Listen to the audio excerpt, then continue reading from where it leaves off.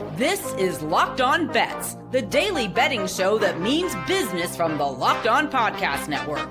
Hosted by Lee Sterling and Kevin Rogers, they're dropping fearless picks with an inside edge to put money in your pocket. If there's action, they've got the lock. This is where smart bets start.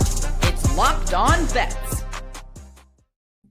Welcome to the Thursday edition of Locked On Bets here on the Locked On Podcast Network. We always appreciate you making us your first listen. Kevin Rogers and Lee Sterling of Paramount Sports with you as we take you through the Thursday card. We have a lot of looking ahead to do because we'll look ahead to Titans Falcons coming up on Friday in Atlanta.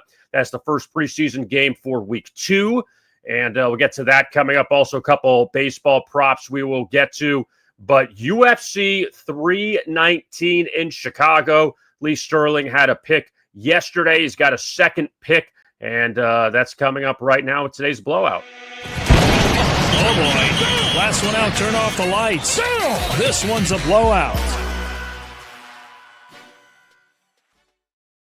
UFC 319 at the United Center in Chicago coming up on Saturday, and Lee's been dominating in the octagon so far since we've returned with Locked On Bets. He had a total pick yesterday, and today, Lee, what do you have for UFC 319?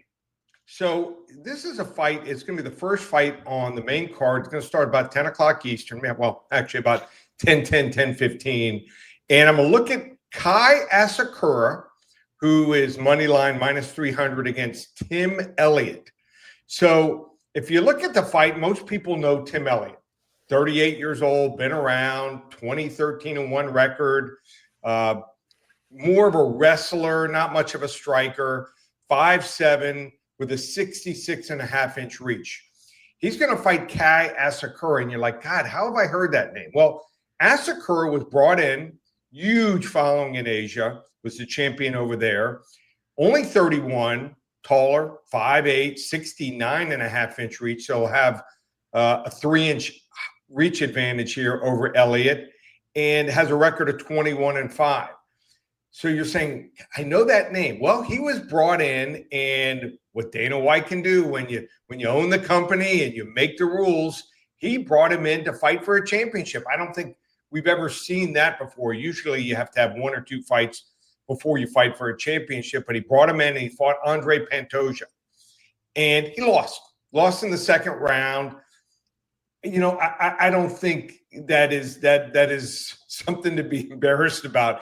Andre Pantoja might be the best champion in any weight class. He is that dominant. So to fight your first fight and to fight maybe the best fighter in all the UFC weight classes, you know, just it was a tough thing to overcome. And I think that experience is going to help him. Now he's going to fight Tim Elliott, who used to be busy all the time, but has not fought in the last 2.5 years. The only fight he has was a grappling match. So he's 38. At one time, there was talk about Elliott maybe getting the top 5, maybe being a guy that can fight for the title, but those days are long gone. I just think when you realize you get to 38 years old, you're probably in the lower weight classes. You're just there. You're just one of those guys going to fight some of the up-and-coming fighters, and you know, he's exciting. He'll take chances. I mean, if he gets you on the ground, he'll go for the submission. But what happens a lot with Elliott is those takedowns and tries for submissions a lot of times go against him, because then all of a sudden he'll make a mistake. Not one of the smarter fighters.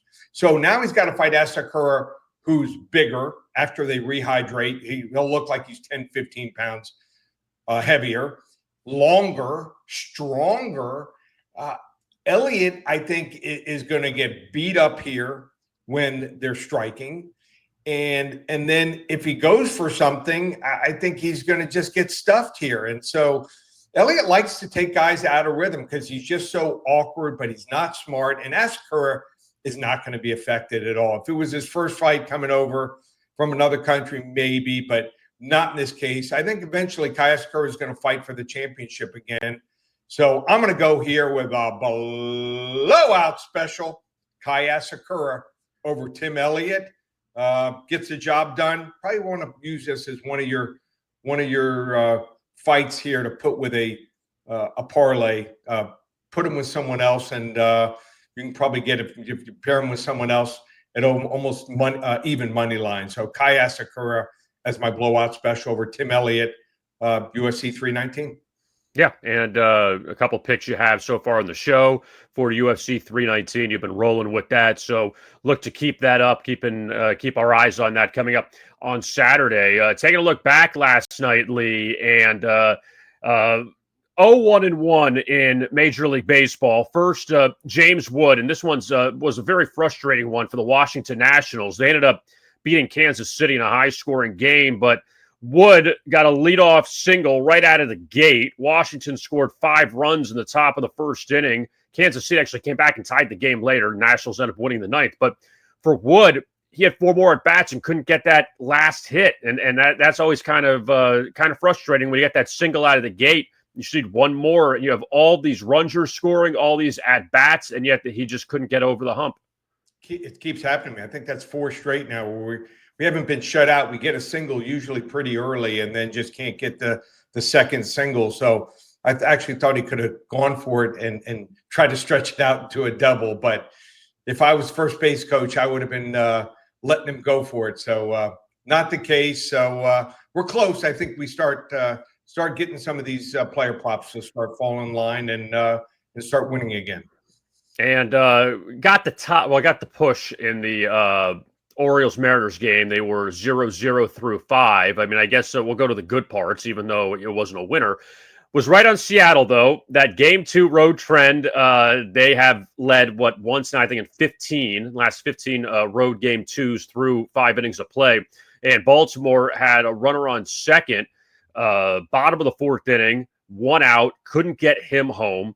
But Trevor Rogers pitched very well. And got to give him that. He is now 6-1-4 in the first 5 innings this year. So had that push, Baltimore ended up winning the game. Their first walk-off victory of the season as they beat a really hot Seattle team. So got the push. I mean, not thrilled with it, but I guess better than a loss. Next time he comes to Miami, you got to tell him about how you guys are somehow related. Make something up and get his autograph. So he did great. I mean, can't ask for anything better. He had the shutout. Just couldn't come up with 1 run. So we're that close to getting it done. So hopefully today's the day. It's me, it's Trevor, it's Fred, the Rogers crew. So those are, we'll see him next time it comes down to Miami. Now, as far as the NFL, we're going to get to the Titans Falcons just a little bit in that game. That's going to be kicking off week 2 of the preseason. I guess a couple of things we like to keep our eyes on going into this week, and by far the most important week of the preseason. As you know, week 3 is just kind of get through, no one get hurt, and move on to week 1 of the NFL. But as far as some of the matchups, one of them, we talked about how good the Jets played against the Packers, and they take on the Giants this week at MetLife Stadium. Giants are the home team. Giants ended up beating the Bills pretty convincingly, and I know it doesn't mean much. You know, Josh Allen doesn't play. It doesn't really mean a lot, but what do you think, at least for the season now? Russell Wilson, he's bounced around a little bit. You know, he's gone from the Broncos to the Steelers, now to the Giants. Is there any way that he can save face a bit, maybe end things on a good note after having a great career in Seattle, and then things kind of fell off a bit? What do you think about him this year with Brian Daboll and the Giants? Mr. Unlimited. I mean, the sky's the limit for the guy, actually. You know, I don't think he's been the problem last year at Pittsburgh. His play really wasn't the reason they weren't winning. So, they were deficient. Pittsburgh was on the offensive line, didn't have enough weapons. You know, they had a receiver, Pickens, who wasn't happy. I mean, just wasn't a good fit. I think this is a better fit. Problem is he's going to another team that's just not real talented. So they don't have that lead back. You know, maybe, they get Scatterboo going. He had looked good until he got banged up, but I think the Giants are better. I just think that Dart is just not going to be ready. Eventually, he'll take over probably at some point this year, probably week 6, 7, 8. But I don't think Russell Wilson's the problem. Actually, he's looked pretty good. So just building the talent, and kind of the same with the Jets. I don't think the quarterback is the problem. So as long as both play fairly well, they'll stay the starters and. Just, try to stay relevant going into November and December. Yeah, and we'll see how that all unfolds there with both those teams' new quarterbacks coming up this season. We'll talk about Titans Falcons coming up. Also, we have a strikeout prop as well in the late game this evening between the Diamondbacks and the Rockies. All of that is straight ahead. You are listening to Locked On Bets. Let's talk now about Monarch Money. And ever wish managing your money felt easier? With Monarch Money, it can. Whether you're growing your savings or planning a big purchase, Monarch Money puts you in the driver's seat. It's like having your own personal CFO, giving you full visibility and control over your finances. Monarch Money is more than a budgeting app. It's a complete financial command center. You can track all your accounts, investments, and spending in one place. So in addition to managing your money, you're also building wealth. Stick to your budget with these tools. Monarch Money has a flex budget system allowing you to save for big goals.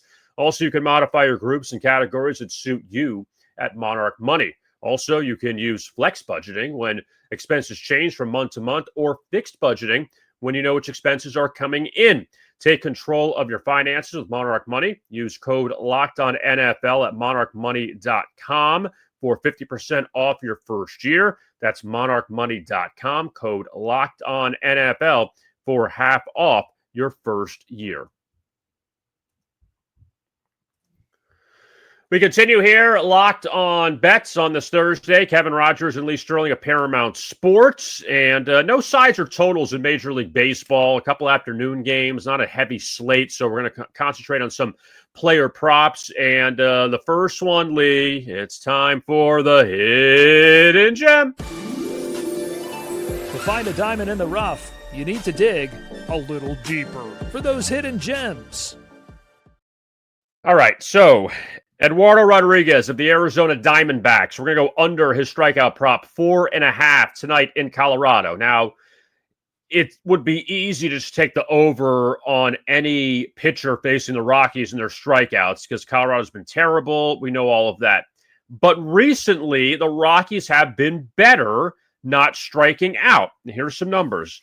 First off, in the last 18 games, so since the All-Star break, a little after the All-Star break, the Rockies, opposing pitchers facing the Rockies, 12-6 to the under on their strikeout prop last 18 games. So pitchers are not striking out, starting pitchers aren't striking out the Rockies as much.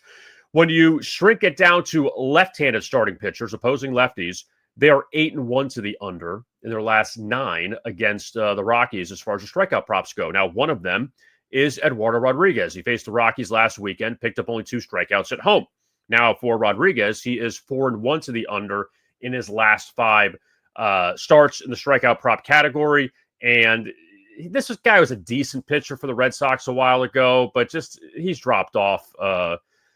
I'm not going to go with the over on this. It seems like, oh, they're facing the Rockies. Take the over. They're going to strike out. It's not the case. Colorado's played a little better. Like, Colorado still is bad, but they're playing a little bit better.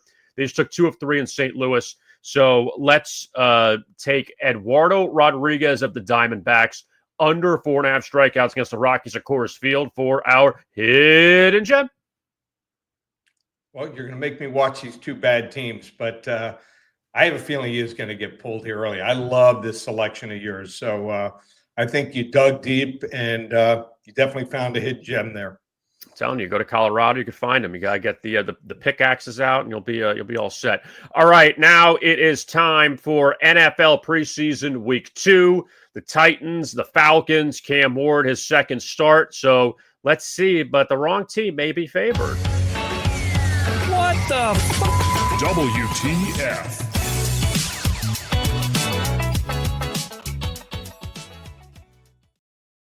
Titans Falcons in Atlanta coming up on Friday, and Tennessee lost their opener to Tampa Bay. But again, I think all the Titans really care about is what their number 1 pick, Cam Ward out of Miami, does. And the rest of it kind of doesn't make that big of a difference. But they hope they have their guy. Atlanta's still figuring out their quarterback situation as well to see who their guy is going to be going forward, if it's Kirk Cousins or Michael Penix. But Lee, what do you like here with the Titans and the Falcons on Friday in Atlanta?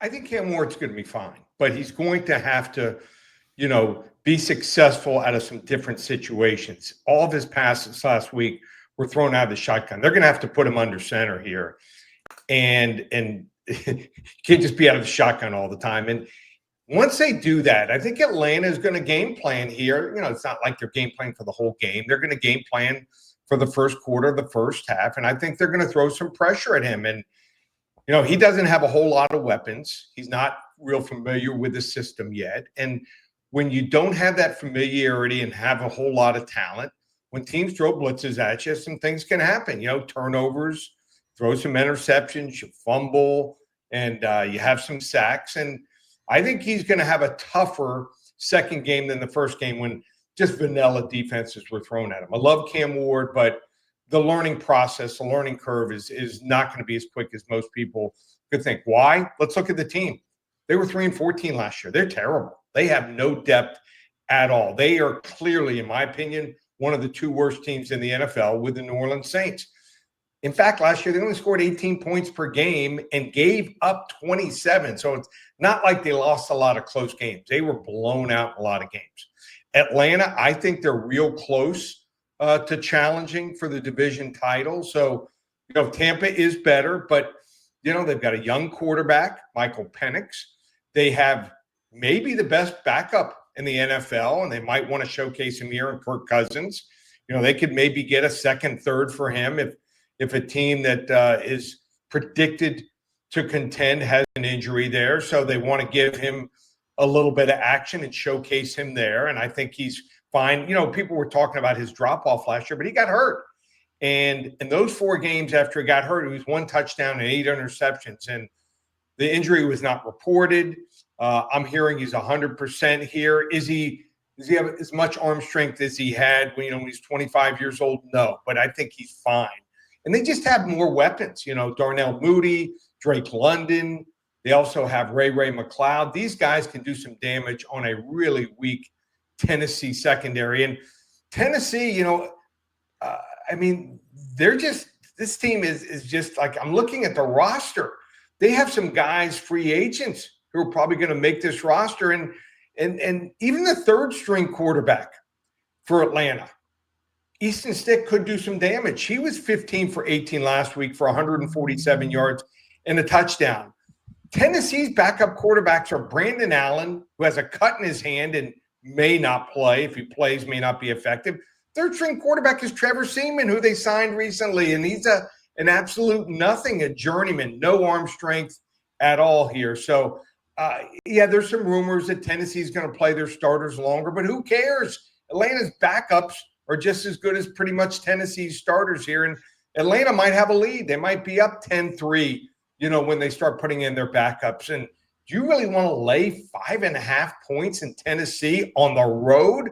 Are you kidding me? The Titans shouldn't be favored over your high school, Killian High School, or my high school, Palmer Trinity, who both of them have been horrendous for the last 20, 30 years in football. We're going to go with a wrong team favored, Atlanta Falcons.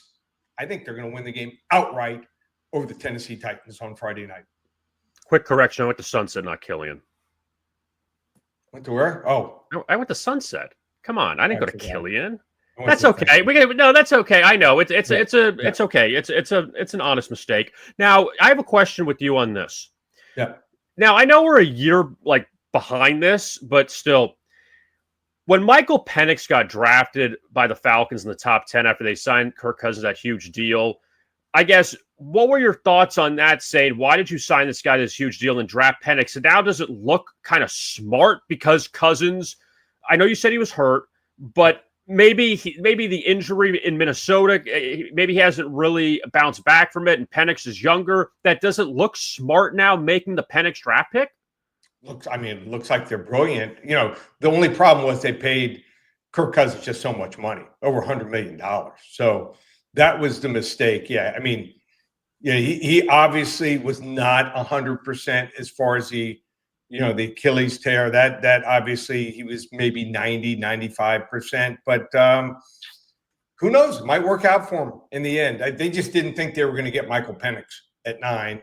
And they fell in love with him. And, after they had signed Cousins. So, sometimes not a bad thing to have two good quarterbacks. And let's say Penix does get hurt or is ineffective. You can't start Kirk Cousins and then bring in Michael Penix late in the game, the young quarterback, to rescue. But Kirk Cousins might have a little bit of magic left in him. So if he's a backup, I don't mind it. They have so many young guys on the roster, like Robinson, the star running back, on first-time contracts. They haven't had to pay them big money yet. So I don't think it's a problem. And like I said, if they need him, they'll use Kirk Cousins, and I think he'll be effective. And if they don't need him, might be able to trade him and get back some draft capital for next year or the year after. So we'll see how the Falcons fare coming up on Friday against the Titans as a home underdog. Coming up, we will have our lock of the day, Mets and the Braves. Crazy game last night. We'll talk about that and what will happen tonight from a player prop perspective. You're listening to Locked On Bets.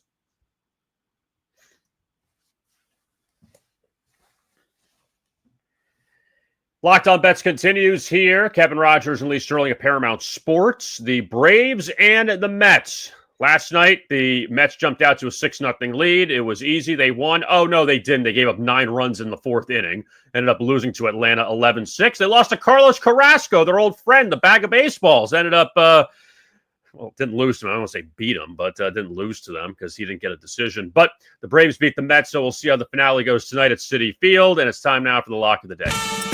Open it, open it, open it!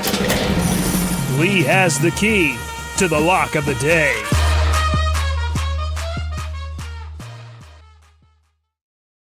Right, Lee, this is your time to shine. Your player prop. What do you got with Juan Soto? So, been getting booed. Juan has lately. But think he's ready for a breakout. Hit a home run yesterday. And who's he going against? A Braves pitcher. We've been going against them early and often since the All-Star break. And Bryce Elder has been absolutely horrendous versus left-handed hitters all season long.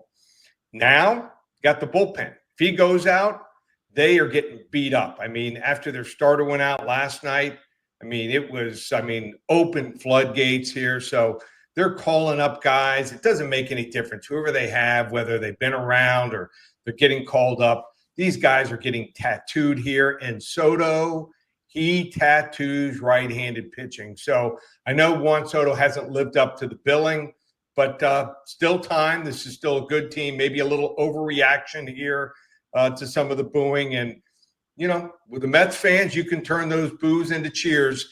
I think Juan Soto is going to have a double. Who knows, maybe one of those rare triples, and could be a home run. Again, like last night here, we're going to go the level 1 lock. Juan Soto to break through here, over 1.5 bases, plus 100. Gets the job done here against the Atlanta Braves and gets me back on the right side, the winning column here on my player props. Yeah, and look, you're on fire with them and come up a little short recently, but hopefully it turns around tonight. And we'll see what happens with Juan Soto as the Mets face the Braves. And the Mets, we'll see if they could win one of these games, every so often. So with all that being said, Lee, big weekend of football coming up. We talk about Titans, Falcons, but also plenty more NFL preseason. So what's going on at Paramount Sports? Yeah, it looks like we're going to have a strong card this weekend. So time to join is in the preseason when you can build the bankroll.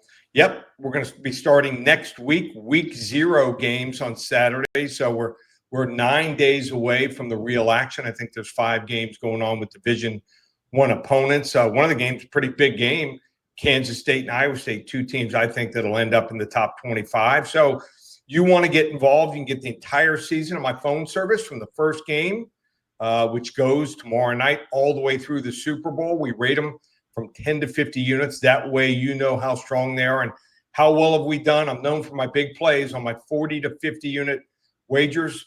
Last 17 years, 71 and 28. So over 70%. You want to get involved. 1997 for the entire, like I said, season through the Super Bowl mid-February. ParamountSports.com or call 800-400-9741. Also 6 UFC fights for UFC 319 from Chicago. One of these will be a rare 40 to 50 unit selection there. We're on fire on those. So you want to get the UFC selections, 6 selections, $50, ParamountSports.com, like I said, or hit us up. You can do it on Twitter and X. You can DM me at Paramount Sports or call 800-400-9741. love to have you along for the ride. Love to speak to you. Now's the time if you want to find out how everything works, and I can give you some guidance on how to, to use your bankroll. That's so important. Some people, if they like a game, they go bigger on it, but you just got to stay within my system. If you do it, you're going to be a winner. 30 of the 31 years I've been in business. Absolutely, and always great work out of Lee at Paramount Sports on X. I am on X at Rogers Picks, and also don't forget to like and subscribe to our YouTube channel here. Locked On Bets. The audience is growing day by day with football right around the corner, and also our podcast, as you can find that on your favorite audio platform as well. For Lee Sterling, I am Kevin Rogers. We'll be back with you on Friday to wrap up the week. You've been listening to Locked On Bets right here on the Locked On Podcast Network.